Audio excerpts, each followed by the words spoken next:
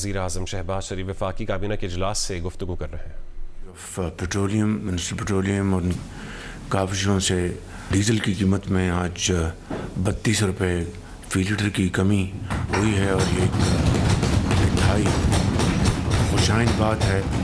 اس کے لیے میں نے ہر وقت یہ گزارش کرتا ہوں کہ جہاں جہاں سے ہم بچت کر کے لا سکتے ہیں، ہم عام آدمی کو، غریب آدمی کو اس وقت جو صورتحال ہے خلیج میں اور پھر اسٹیٹ آف ہومس میں، اس وقت جو صورتحال ہے اس سے تیل کی نہ صرف سپلائی میں شدید مشکلات ہیں بلکہ کئی ممالک ان کے اپنے جو ریفائنریز ہیں وہ بند پڑی ہیں، گیس کے ان کے جو پلانٹس ہیں وہ بند پڑے ہیں، تو ظاہر ہے کہ بڑی مشکلات سے یہ خطہ گزر رہا ہے، اور پاکستان خاص طور پر جو کہ نیٹ امپورٹر ہے انرجی کا، تو اس حوالے سے یہ ایفرٹ جو ہے یہ الحمدللہ بڑی خوشائند ہے۔ اور اسی حوالے سے ہم نے جب جنگ شروع ہوئی تھی تو آپ کو یاد ہوگا کہ اس وقت ہم نے تقریباً وفاقی حکومت نے 128 ارب روپے کی ہٹ لی تھی، اور اپنا جو پی ایس ڈی پی ہے اس کو کٹ کر کے تو ہم نے 128 ارب روپے استعمال کیا، تاکہ جو ایک دم قیمتیں آسمان سے باتیں کر رہی تھیں، وہ جو بہت بڑا بوجھ تھا جو کہ عام آدمی کے اوپر گرتا بجلی کی طرح، اس کو ہم نے الحمدللہ اس کو کافی حد تک اس کو سنبھالا۔ پھر اس کے بعد میں صوبے بھی اس میں شامل ہوئے، انہوں نے بھی اس میں بڑی اپنی پوری طرح اس میں حصہ ڈالا۔ تو بہرحال امید کی جانی چاہیے کہ صورتحال آئندہ دنوں ہفتوں میں بہتر ہو جائے گی۔ اس کے لیے جو ہماری پاکستان کی جو کاوشیں ہیں وہ بدستور جاری ہیں، اور ہم سب اللہ تعالیٰ سے دست بدعا ہیں کہ یہ کشیدگی اس میں فی الفور کمی آئے اور صورتحال بہتر ہو، تاکہ ہماری معیشت کے لیے جو ہم نے اقدامات کیے ہیں پچھلے 2.5 سال میں، اس میں الحمدللہ آہستہ آہستہ بہتری آ رہی ہے۔ تو اس کے لیے میں سمجھتا ہوں کہ اور بھی بہت ضروری ہے کہ صورتحال جو ہے وہ نارمل ہو۔ کل جو ریٹیلرز کے حوالے سے جو ہمارے تاجر بھائی ہیں ان کے لیے جو ایک ایپ کا جو افتتاح کیا گیا، لانچ کیا گیا، وہ امید کی جانی چاہیے اس سے کہ ہمارے تاجر برادری ہے پورے ملک میں، ان کی مشاورت سے سارا کچھ یہ کیا گیا، اور میں نے ایف بی آر کو بڑی واضح ہدایت دی ہیں کہ یہ جو اب ہم نے ایک منصوبہ بندی کی ہے جو کہ تاجر حضرات اس کے اوپر پوری طرح متفق ہیں، اب اس میں اگر کسی نے ان کو تنگ کرنے کی بیجا کوشش کی تو اس کے لیے پھر وہ تیار ہیں سخت کڑی سزا کے لیے۔ امید کی جانی چاہیے کہ اس کے حوالے سے جو منسٹر فائنینس نے جو کاوشیں کی ہیں، جناب اورنگزیب صاحب نے اور ان کی پوری ٹیم نے، وہ اور بلال کیانی اور سیکٹری نے، میں آپ سب کا شکریہ ادا کرتا ہوں کہ آپ نے تاجر حضرات کے لیے پہلی مرتبہ ایک اچھی آپ اسکیم لے کے آئے ہیں۔ اسی طریقے سے الحمدللہ ہماری جو آئی ٹی ایکسپورٹس جو ہیں وہ بتدریج اس میں اضافہ ہو رہا ہے، اور یہ اس مہینے جولائی 2026 میں 18% اس میں اضافہ ہوا۔ بہت بڑی اچیومنٹ ہے، اس کے لیے میں منسٹر آئی ٹی اور سیکٹری آئی ٹی ان کی پوری ٹیم کو میں مبارکباد پیش کرنا چاہتا ہوں۔ اور اسی حوالے سے گوگل کا ایک وفد آج کل پاکستان آیا ہوا ہے، میرے ساتھ ان کی 2 دن پہلے ملاقات ہوئی تھی، اور ان کا جو پاکستان میں جو ان کا جو دفتر ہے اس کا افتتاح پرسوں ہم نے یہاں پر کیا۔ ہر طریقے سے کوشش کر رہے ہیں کہ ہر شعبے میں جو ڈیجیٹل جو انیشیٹو جو ہیں ان کو ہم نہ صرف اس کو متعارف کروائیں بلکہ پوری جو گورننس جو ہے وہ ڈیجیٹائز ہونی چاہیے۔ میں سمجھتا ہوں کہ گوگل کی ایڈیشن سے ہمیں اس کا بہت فائدہ ہوگا انشاءاللہ۔ اپوزیشن کے ساتھ جو مکالمہ ہے وہ میں سمجھتا ہوں کہ میں نے ہمیشہ کہا کہ ہم اس کے لیے تیار ہیں، بامقصد بات چیت کے لیے۔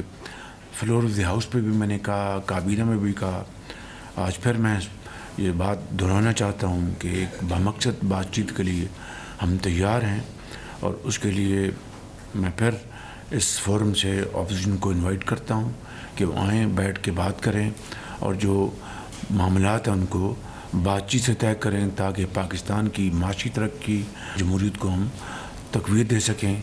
مگر تالی دونوں ہاتھوں سے بچتی ہے. اب ان کے اوپر یہ منحصر ہے کہ وہ کتنی جلدی ایک کنسٹرکٹیو ڈائلاگ کے لیے تیار ہوتے ہیں. ان الفاظ کے ساتھ میں آپ کا سب کا ایک مرتبہ پھر شکریہ ادا کرتا ہوں. اسلام آباد میں وزیر اعظم شہباز شریف کے وفاقی کابینہ کے اجلاس میں گفتگو جاری تھی. ان کا کہنا تھا کہ 128 ارب روپے کے لیے وفاقی حکومت نے پی ایس ڈی پی میں کٹوتی کی ہے. عام آدمی کو ریلیف فراہمی میں صوبوں نے بھی ساتھ دیا ہے. انہوں نے مزید کہا کہ خطے کی صورتحال بہتر ہونے سے ہماری معیشت بھی مستحکم ہوگی. وزیر اعظم وفاقی کابینہ اجلاس میں گفتگو کر رہے تھے. کہہ رہے تھے کہ ڈیزل کی قیمت میں 32 روپے فی لیٹر کی کمی خوش آئند ہے. حکومت عام آدمی اور عوام کو ہر ممکن ریلیف فراہم کرنے کے لیے کوشاں ہے.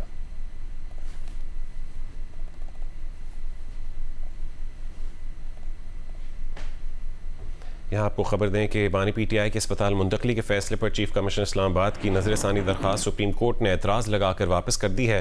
اس پر بات کریں گے جینس کے نمائندہ خصوصی عبدالقیوم صدیقی سے. عبدالقیوم بتائے گا کیا اعتراض لگا کر واپس کیا گیا؟ جی گزشتہ روز یہ جو ہے وہ نظر ثانی داخل کی گئی تھی. چیف کمشنر اسلام آباد کی طرف سے ایڈوکیٹ جنرل اسلام آباد نے یہ دائر کی تھی. جو ہمارے ذرائع ہیں ان کے مطابق اس نظر ثانی درخواست کے ساتھ پیپر بکس جو ہیں وہ نامکمل ہونے کا اعتراض جو ہے وہ عائد کیا گیا. اور جو ہے ہمارے ذرائع کا یہ بھی کہنا ہے کہ یہ اعتراضات دور ہونے کے بعد نظر ثانی درخواست جو ہے وہ دوبارہ دائر کر دی جائے گی اور اس میں نظر ثانی میں کچھ ترامیم جو ہیں وہ بھی کی جائیں گی کیونکہ کل جلدی میں یہ کی گئی اور اس کے بعد جو ہے کچھ ترامیم ضروری تھی. دوسرا رجسٹر آفس میں پیپر بکس جو ہے وہ شاید مکمل نہ ہونے کی بنیاد پر ہمارے ذرائع کے مطابق یہ اعتراض عائد کیا ہے. اور جو ہمارے ایڈوکیٹ آن ریکارڈ آفس کے ذرائع ہیں ان کا یہ کہنا ہے کہ یہ جو نظر ثانی ہے یہ ترمیم کر کے دوبارہ جو ہے وہ کسی وقت دائر کی جا سکتی ہے. ٹھیک ہے، بہت شکریہ عبدالقیوم تفصیلات سے آگاہ کرنے کے لیے.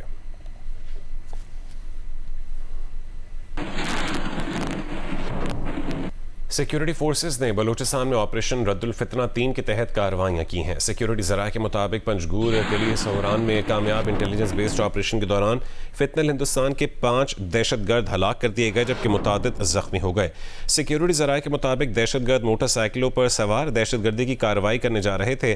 کارروائی میں جدید ٹیکنالوجی اور ہتھیاروں سے دہشت گردوں کو نشانہ بنایا گیا ہے. ہلاک دہشت گردوں سے بھاری مقدار میں جدید اسلحہ اور گولہ بارود برآمد کر لیا گیا. سیکیورٹی ذرائع کے مطابق دہشت گردوں سے 3 گاڑیاں، 2 موٹر سائیکلیں، IED ڈیوائسز، کالعدم تنظیم کا جھنڈا برآمد بھی کیا گیا. ہلاک دہشت گرد لوٹ مار، اغوا، ٹارگٹ کلنگ، خودکش حملوں کی منصوبہ بندی میں ملوث تھے.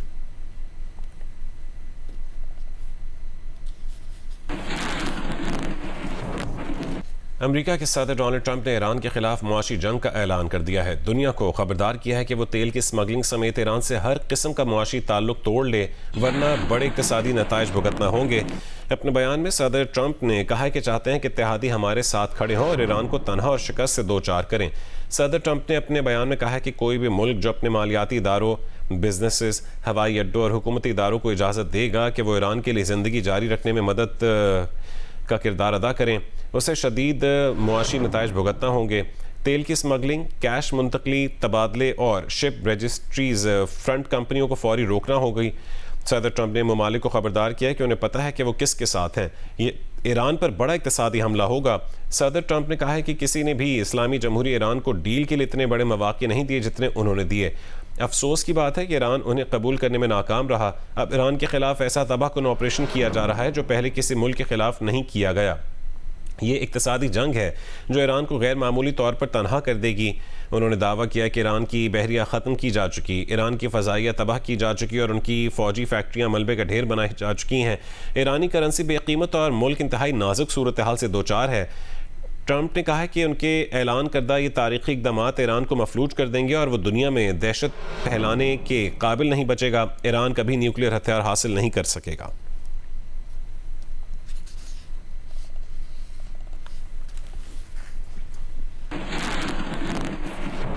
اور امریکہ کا مجموعی عوامی قرض پہلی بار $40 ٹریلین سے تجاوز کر گیا ہے۔ امریکی محکمہ خزانہ کے مطابق امریکہ کا مجموعی عوامی قرض 2017 کے بعد سے دگنا ہو چکا ہے۔ صدر ٹرمپ کی 2 صدارتی مدت کے دوران قرض میں $11.6 ٹریلین کا اضافہ ہوا۔ سابق صدر جو بائیڈن کی 4 سالہ مدت صدارت کے دوران قرض میں $8.4 ٹریلین کا اضافہ ہوا۔ ملک میں مالیاتی بحران کا خطرہ بڑھ رہا ہے۔ قرض پر سود کی ادائیگی، سماجی بہبود کے اخراجات اور قرض پر سود کی ادائیگیاں بڑھیں۔ ٹیکسوں میں کمی کے باعث حکومتی آمدنی میں کمی واقع ہوئی۔ جنوری 2017 میں جب صدر ٹرمپ نے پہلی بار حلف اٹھایا اس وقت قرض $19.9 ٹریلین تھا۔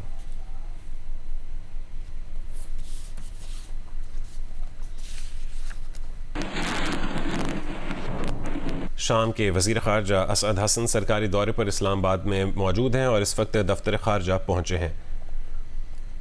شام کے وزیر خارجہ اسعد حسن اس وقت وزارت خارجہ پہنچے ہیں۔ نائب وزیر اعظم اور وزیر خارجہ اسحاق ڈار نے ان کا استقبال کیا اور اس وقت فارن آفس کے جو عہدیدار ہیں ان سے ان کا استقبال بھی کروایا گیا۔ نائب وزیر اعظم محمد اسحاق ڈار نے شام کے وزیر خارجہ کا استقبال کیا اور اس وقت آپ دیکھ سکتے ہیں کہ مصافحہ کیا جا رہا ہے اور تصاویر بنوائی جا رہی ہیں۔ یہ وہ ویژولز ہیں جب شامی وزیر خارجہ دفتر خارجہ پہنچے تھے اور پہنچنے کے بعد یہاں پر نائب وزیر اعظم اور وزیر خارجہ اسحاق ڈار موجود تھے۔ انہوں نے ان کا استقبال کیا ہے اور اسحاق ڈار کی دعوت پر ہی شامی وزیر خارجہ پاکستان آئے ہیں اور نائب وزیر اعظم اسحاق ڈار نے معزز مہمان کا استقبال کیا۔ شام کے وزیر خارجہ اسعد حسن کی وزارت خارجہ پہنچنے پر مختلف عہدیداروں سے بھی ملاقات کروائی گئی۔ شامی وزیر خارجہ کو دورہ پاکستان کی دعوت نائب وزیر اعظم اسحاق ڈار نے دی تھی۔ شامی وزیر خارجہ کا وزارت خارجہ کے ایڈیشنل سیکرٹری مڈل ایسٹ نے استقبال کیا جب وہ پہنچے تھے اور اسلام آباد میں پاکستانی حکام سے وہ ملاقاتیں کریں گے۔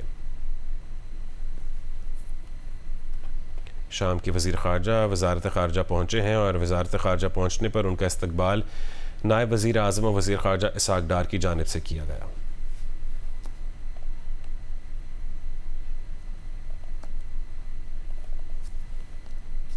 کابینہ نے ڈیفنس فورسز ایکٹ کی منظوری دے دی ہے۔ ذرائع کے مطابق ڈیفنس فورسز ایکٹ آج ہی قومی اسمبلی اور سینٹ میں منظوری کے لیے پیش کیا جائے گا۔ مزید تفصیلات حاصل کریں گے جی نیوز کے نمائندے ایاز اکبر یوسف زئی سے۔ ایاز، کہیے گا کیا پتہ چل سکا ہے اس خبر سے متعلق؟ دیکھیں جی، وفاقی کابینہ کا ایک اہم اجلاس تھا صبح، جیسے ہم نے آپ کو رپورٹ بھی کیا کہ اس میں ایک اہم قانون سازی ہونی ہے۔ اس قانون سازی کے حوالے سے ایک وفاقی کابینہ نے فیصلہ کیا ہے کہ ڈیفنس فورسز ایکٹ کے اندر جو ترمیم کی منظوری دے دی گئی ہے اور اس حوالے سے ابھی اس بل کی تفصیلات سامنے نہیں آئی، لیکن ذرائع نے یہ بتایا کہ یہ بل آج ہی قومی اسمبلی اور سینٹ میں منظوری کے لیے پیش کیا جائے گا۔ وزارت دفاع کی جانب سے یہ بل جو ہے وہ آج وفاقی کابینہ میں پیش کیا گیا، جس کی باضابطہ طور پر کابینہ نے ڈیفنس فورسز ایکٹ کی منظوری بھی دے دی ہے اور اب اسی بل کو کابینہ کی منظوری کے بعد قومی اسمبلی اور سینٹ میں آج منظوری کے لیے پیش کیا جائے گا اور آج اس کو منظور کر لیا جائے گا۔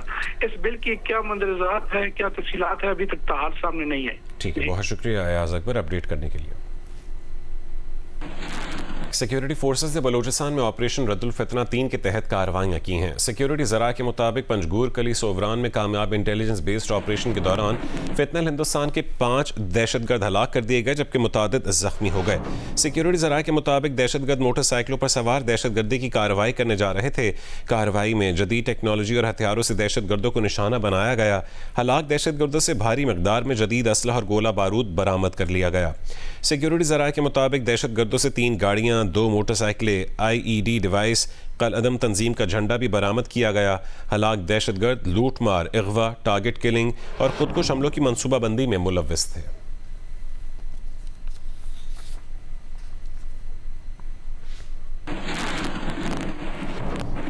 کراچی کی انسدادی منشیات عدالت نے ملزمہ انمول عرف پنکی اور دیگر کے خلاف منشیات کیس کی سماعت کی ہے۔ جیل حکام کی جانب سے انمول عرف پنکی کو ویڈیو لنک کے ذریعے پیش کیا گیا۔ تفصیلات حاصل کریں گے جی نیوز کے نمائندے امین انور سے۔ امین، بتائیے گا کیا تفصیل ہے آپ کے پاس؟ جی بالکل، انسداد منشیات عدالت میں انمول اور پنکی اور دیگر کے خلاف منشیات کیس کی سماعت ہوئی ہے اور جیل حکام نے ملزمہ کو ویڈیو لنک کے ذریعے عدالت میں پیش کیا ہے اور عدالت نے شریک ملزمان محمد ناصر اور ملزمہ نسیمہ کو پیش نہ ہونے پر برہمی کا اظہار کیا اور عدالت نے محمد ناصر اور شریک ملزمہ نسیمہ بی بی کے ناقابل ضمانت وارنٹ گرفتاری جاری کی ہیں اور تفتیشی افسر کو ہدایت کی ہے کہ آئندہ سماعت پر ملزمان کو گرفتار کر کے پیش کیا جائے۔ اور عدالت نے کیس کے تفتیشی افسر سے کیس کا چالان بھی طلب کر لیا ہے۔ پروسیکیوشن کا یہ موقف ہے کہ ملزمان کے خلاف 2019 میں اینٹی نارکوٹکس فورس نے مقدمہ درج کیا تھا، جس میں ملزمہ انمول اور پنکی اور اس کے بھائی محمد ناصر اور نسیم بی بی کو نامزد کیا گیا تھا۔ ملزمان پر منشیات فروخت کا الزام ہے اور ملزمہ انمول اور پنکی اس مقدمے میں عدالتی ریمانڈ پر جیل میں ہیں۔ جی بہت شکریہ امین انور اپڈیٹ کرنے کے لیے۔ کراچی کے علاقے قیوم آباد کا 24 سال کا شہریار ریبیز کے باعث جنا اسپتال میں انتقال کر گیا۔ شہریار کو 2 مہینے قبل کتے نے کاٹا تھا۔ ایمرجنسی انچارج جنا اسپتال ڈاکٹر عرفان صدیقی کے مطابق کتے کے کاٹنے کے بعد شہریار نے ریبیز سے بچاؤ کی ویکسین نہیں لگوائی۔ انہوں نے بتایا کہ نیورو میڈیسن ٹیم نے مریض کا معائنہ کیا، تاہم دوران علاج مریض جانبر نہ ہو سکا۔ محکمہ صحت سندھ کے مطابق رواں سال سندھ میں 18 افراد ریبیز کے باعث انتقال کر چکے ہیں۔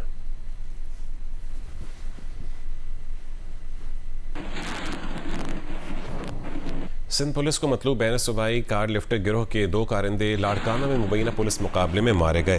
S S P Larkana Ahmed Faisal Chaudhry کا دعویٰ ہے کہ ملزمان مجموعی طور پر 100 کاریں چوری اور چھین چکے ہیں۔ ملزمان کے خلاف کراچی کے 13 تھانوں سمیت خیرپور، گھوٹکی اور دیگر اضلاع میں بھی مقدمات درج ہیں۔ ہلاک ہونے والوں سے اسلحہ اور بہادر آباد تھانہ کراچی کی حدود سے چھینی جانے والی کار بھی برآمد کر لی گئی ہے۔ S S P Ahmed Faisal Chaudhry کے مطابق ایک اطلاع پر پولیس نے آریجہ روڈ پر کار لفٹر گروہ کا تعاقب کیا تو ملزمان نے پولیس پر فائرنگ شروع کر دی۔ جوابی فائرنگ میں دونوں کار لفٹر گلشن گوپانگ اور شبیر کلہوڑو ہلاک ہو گئے۔ گلشن گوپانگ کار لفٹر گروہ کے بین الصوبائی گروہ کا سرغنہ تھا۔ ملزمان کے زیر استعمال بہادر آباد تھانہ کراچی سے چھینے جانے والی کار اور اسلحہ بھی برآمد کیا گیا ہے۔ ہلاک ملزمان کراچی سمیت صوبے کے مختلف علاقوں سے 100 سے زائد کاریں چھیننے اور چوری کرنے میں ملوث تھے۔ دونوں ہلاک ملزمان کے خلاف کراچی کے 13 تھانوں کے علاوہ گھوٹکی، خیرپور اور لاڑکانہ کے 4 تھانوں میں کاریں چھیننے اور چوری کرنے کے مقدمات درج ہیں۔ دونوں ہلاک ملزمان کچھ عرصہ قبل بھی کار چھیننے کے دوران زخمی ہو کر جیل جا چکے تھے۔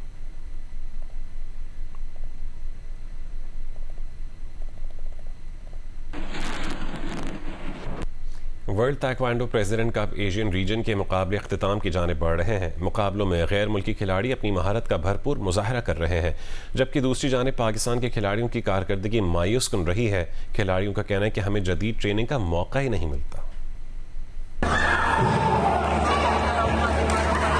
World taekwondo president cup Asian region کے مقابلے لاہور میں جاری ہیں، جن میں 38 ممالک کے کھلاڑی ایکشن میں ہیں۔ مقابلوں کے دوران غیر ملکی ایتھلیٹس اپنی رفتار، ٹیکنیک اور مہارت کا شاندار مظاہرہ کرتے ہوئے شائقین کو خوب محظوظ کر رہے ہیں۔ ایک طرف غیر ملکی کھلاڑی جدید تکنیک اور بہترین تیاری کے ساتھ میدان میں اترے ہیں تو دوسری جانب پاکستانی کھلاڑیوں کی کارکردگی مایوس کن ہے۔ کیروں کی کیٹیگری میں پاکستان کا کوئی کھلاڑی میڈل حاصل نہیں کر سکا۔ سینسر بھی ہمیشہ ٹریننگ کرتے ہیں تو اسی لیے ان کو سینسر ٹیکنیکس پتہ ہیں، تو اسی لیے ایران، کوریا، یہ سب ان دونوں کا آپس میں فائنل راؤنڈ پڑ رہا ہے۔ باقی پاکستان تو ہار ہی رہا ہے کیونکہ ہم لوگوں نے کبھی زیادہ سینسر پہ فائٹ کی نہیں۔ پاکستان کا ایک پلیئر ایک سال میں 1 یا 2 سے زائد سینسر فائٹس نہیں کھیل پاتا، جبکہ باہر کے ممالک کے پلیئرز کی ڈسٹرکٹ ڈویژن لیول پہ بھی سینسر سے فائٹ ہوتی ہے، وہ سال میں 15 سے 20 فائٹس کھیل سکتے ہیں، جس سے ایکسپیرینس بھی میٹر کرتا ہے۔ بہت اچھا تھا، بہت اچھے پلیئرز آئے ہوئے ہیں، دنیا کے ورلڈ چیمپئنز آئے ہوئے ہیں، اولمپک چیمپئنز آئے ہوئے ہیں اور بہت اچھا رہا۔ ٹف تھا لیکن بہت اچھا تھا۔ جو ٹیلنٹڈ لڑکے ہیں نا ہماری اس میں پاکستان میں، ان کو سپانسرز نہیں ملتے ہوتے، ان کو آگے نہیں لایا جاتا۔ بین الاقوامی کھلاڑیوں کی طرح پاکستانی کھلاڑی بہتر مواقع اور جدید تربیت کے منتظر ہیں تاکہ بین الاقوامی سطح پر وہ نمایاں پوزیشن حاصل کر سکیں۔ کیمرامین جواد حیدر کے ساتھ سہیل عمران، جیو نیوز۔ اسلام آباد اور راولپنڈی اور خطہ پوٹوہار میں گزشتہ رات سے بارش کا سلسلہ جاری ہے، جبکہ محکمہ موسمیات کے مطابق آج رات بھی کہیں کہیں وقفے سے موسلادھار بارش کا امکان ہے اور بارشوں کا یہ سلسلہ 23 اگست کی صبح تک جاری رہ سکتا ہے۔ تفصیل بتائیں گے خلیق احمد۔ جی، اسلام آباد راولپنڈی میں رات سے وقفے سے کہیں تیز اور کہیں ہلکی بارش کا سلسلہ جو ہے وہ جاری ہے۔ صبح سے جو ہے وہ بارش رکی ہوئی ہے، لیکن ہلکی بوندا باندی کہیں کہیں وقفے کے ساتھ جو ہے وہ ہو رہی ہے۔ اسلام آباد میں اس وقت گہرے بادل چھائے ہوئے ہیں اور محکمہ موسمیات کے مطابق اگلے 3 سے 4 گھنٹے میں اسلام آباد میں موسلادھار تیز بارش جو ہے وہ متوقع ہے اور وہ وقفے سے صبح تک جو ہے وہ جاری رہ سکتی ہے۔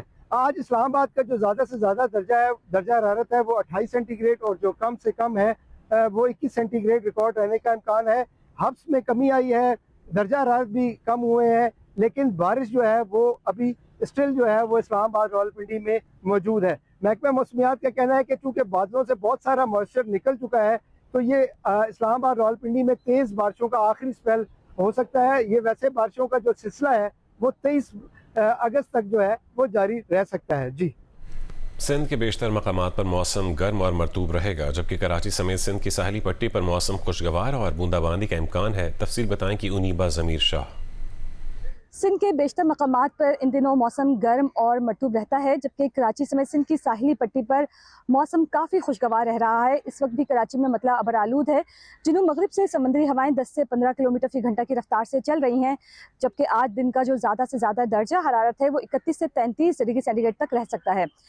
تیز ہوائیں بھی چلتی رہیں گی. آج اور کل کراچی میں ہواؤں کی رفتار کچھ بہتر رہے گی، موسم کافی خوشگوار رہے گا، جبکہ کراچی سمیت سندھ کی ساحلی پٹی پر بوندا باندی کا امکان بھی موجود ہے. کوئی بھی مانسون سسٹم اگست میں سندھ پر اثر انداز ہوتا ہوا نظر نہیں آ رہا. ماہرین موسمیات کے مطابق سندھ میں مانسون کا جو یہ آخری مہینہ کہا جا سکتا ہے، کیونکہ 15 سپٹمبر تک زیادہ تر امکان ہوتا ہے کہ کوئی مانسون سسٹم سندھ پر اثر انداز ہو جائے. تو فی الحال لگ رہا ہے کہ سندھ میں مانسون خشک ہی گزر سکتا ہے. جی پشاور میں مطلع مکمل طور پر ابرآلود ہے. گرمی اور حبس کی شدت میں کمی واقع ہوئی ہے. محکمہ موسمیات کے مطابق پشاور سمیت کے پی کے بیشتر اضلاع میں آئندہ 24 گھنٹوں کے دوران بارش کا امکان ہے. تفصیل بتائیں گی عروبہ ابراہیم.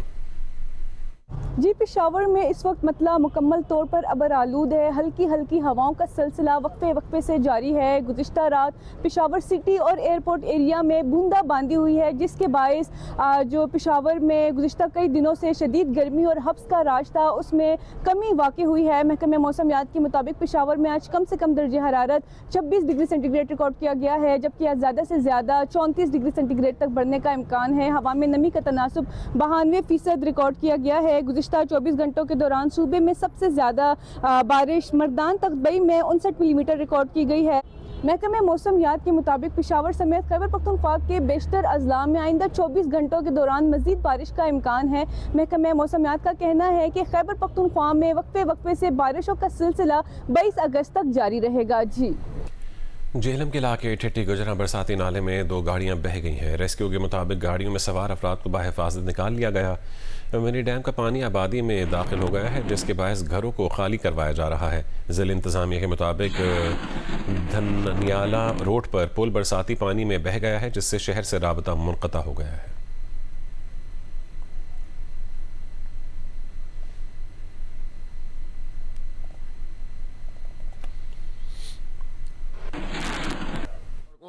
اور پوری قوم کو ایجوکیٹ کر رہا ہے کہ تمہارے ساتھ کیا ظلم ہو رہا ہے. اور آپ نے پہلی بات کیا کہی تھی، دیکھیں اس پر ہمارا ایک موقف، ایک عمومی موقف ہے. انتظامی اعتبار سے انتظامی یونٹ کم ہونا زیادہ ہونا یہ کوئی مسئلہ نہیں ہے، ہو سکتے ہیں، لیکن اس کی بہت سارے شرطیں ہیں. کچھ ممالک ایسے ہیں، اب میں آپ کو مثال دوں، ترکی میں 81 صوبے ہیں لیکن بنگلہ دیش میں ایک بھی صوبہ نہیں ہے. پورا بنگلہ دیش ایک یونٹ ہے اور وہاں ڈسٹرکٹ اور سب ڈسٹرکٹ کا سسٹم موجود ہے، ضلع اور اپا ضلع، اس پہ ان کا پورا نظام چلتا ہے. تو دنیا میں مختلف قسم کے تجربات ہوتے ہیں. اصل چیز کیا ہے؟ اصل چیز یہ ہے کہ آپ مقامی حکومتوں کو بناتے نہیں ہیں اور ان کو بااختیار بناتے نہیں ہیں، ان کو پیسے نہیں دیتے، اور یہ صوبائی حکومتیں سارے پیسے کھا جاتی ہیں. جو وفاق سے آتا ہے وہ بھی، اور جو اپنے جنریٹ کرتے ہیں وہ بھی خاندانوں کی اجارہ داری ہے، جس کی وجہ سے ہیو اینڈ کرائے. اگر سسٹم مقامی حکومتوں کو صحیح ہوتا تو صوبوں کا مطالبہ ہی نہیں ہوتا. البتہ جماعت اسلامی سمجھتی ہے کہ صوبے بن بھی سکتے ہیں، نئے انتظامی یونٹ بھی بن سکتے ہیں، لیکن اس کے لیے قومی آپ کو اتفاق رائے بھی پیدا کرنا ہوگا اور آئین کے مطابق کرنا ہوگا. آئین میں جو چیز درج ہے اس کو فالو کریں اور اس کے مطابق کام کریں. اس کو تنازعہ بنا کر جو اصل ذمہ داریاں اس سے نہیں بھاگ سکتی حکومت.